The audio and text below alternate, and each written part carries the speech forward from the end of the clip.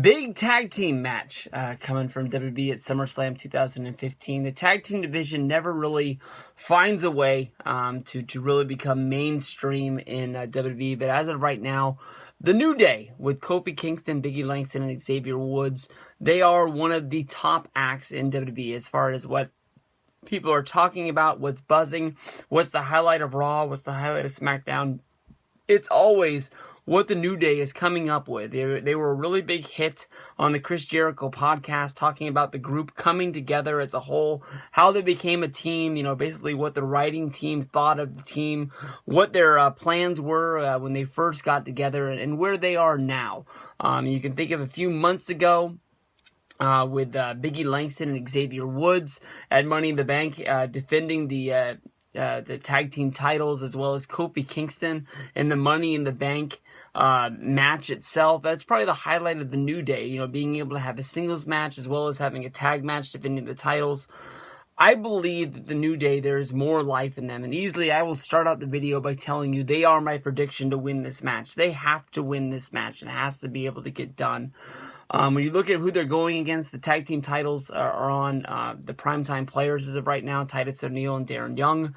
Their acts that are behind them basically are the Matadors and the Lucha Dragons. I think that honestly, the Lucha Dragons are a future force in the tag team division with Hunico and with... No, I already fucked this up. It's Kalisto and Sin Cara, who used to be Hunico. I think that these guys are really great wrestlers. They're a really great team. They bring a lot of high energy to their matches, whether if it's on SmackDown or whether if it's on Monday Night Raw. They're always a very, very fun tag team. They shot through NXT.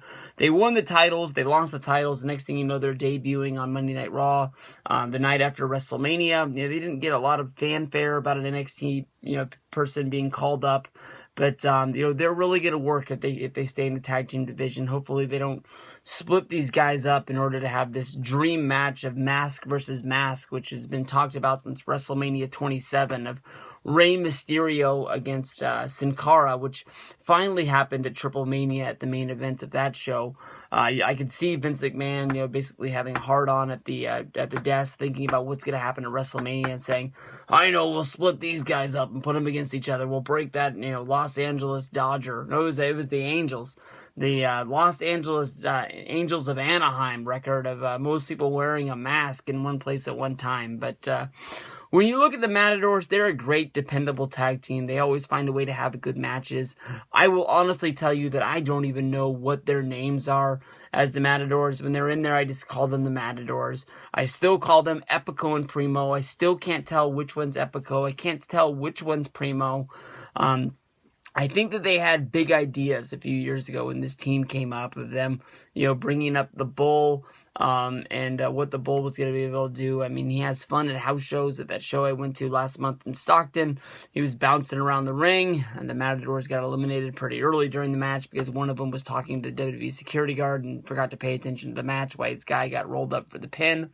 But, from there, the Lucha Dragons and the Ascension to continue to have a great tag team match. They had a lot of fun. But definitely when it comes to SummerSlam here, we want some New Day. We want some New Day.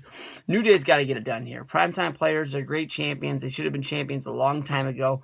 Primetime players, Titus O'Neil and Darren Young, were over at SummerSlam. I think it was 2013. And then, somewhere along the way, they got hurt. They got split up. They thought Titus O'Neil was going to be a great single star, and he just became one of the dorks that was doing run-ins, trying to break up fights on Monday Night Raw. You can really tell your spot on the card if there's going to be everybody out of the back trying to break up a fight inside of the ring, and you're one of the guys that WWE tells you to go out there. I know that like Kevin Owens and Sheamus and Cesaro were the guys that were out there trying to break up the fight between Undertaker and Brock Lesnar on Monday Night Raw a few weeks ago. But, Titus was one of those dorks that was involved in, the main event of Monday Night Raw, the entire Raw roster against Randy Orton, something stupid like that. You want to make sure that you're not featured in that match if you're trying to become a star. But they didn't pull the trigger on Titus. They like the way he is. He won the Father of the Year competition and things like that. But it's got to be New Day. New Day's getting the win. They're my pick.